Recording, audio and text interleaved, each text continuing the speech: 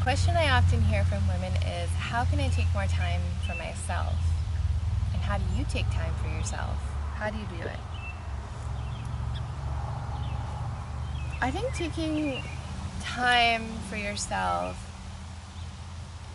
is first looking at the illusion of time. So time is not a construct, time is a construct, and time is linear. So when we start to open up our capacity for seeing time and space um, as really big, our as expansive, as limitless potential.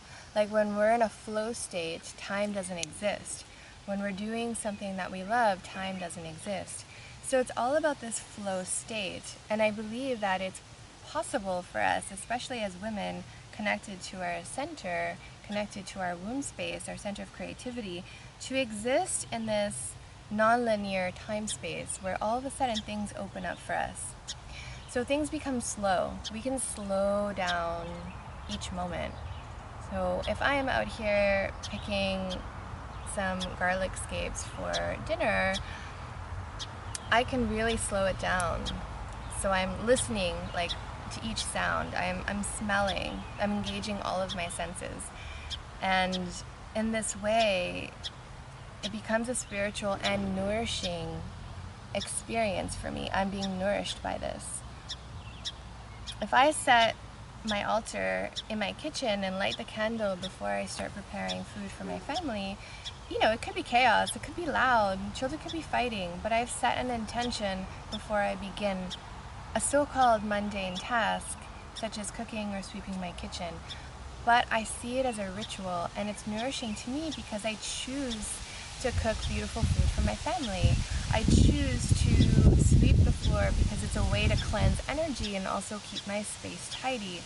So it nourishes me as well as it holding purpose in my life.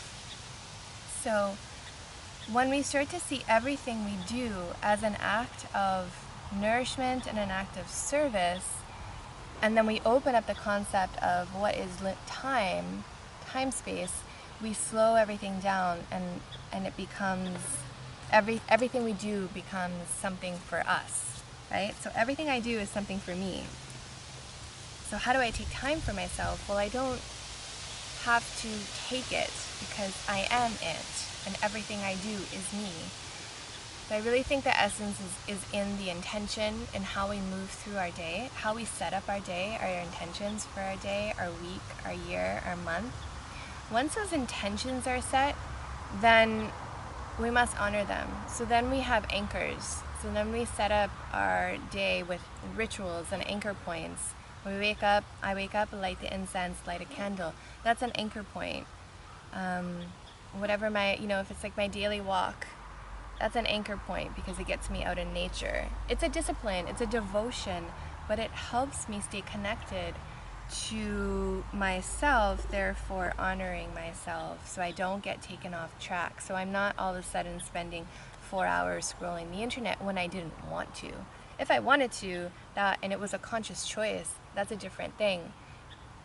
So what we have to start to realize is coming into presence and not do the things that are time wasters and that aren't aligned with our essence or not aligned with our dharmic path. Then everything we do starts to become something for us, as well as for others and for the universe. I mean, it's all like connected. And then of course, I also plan time away from my family. I plan personal retreats. I plan time with my sisters. I plan personal writing retreats. I get up earlier than my children. So these are all the practical things. There's like the profound and the practical, and they have to exist together for the magic to unfold.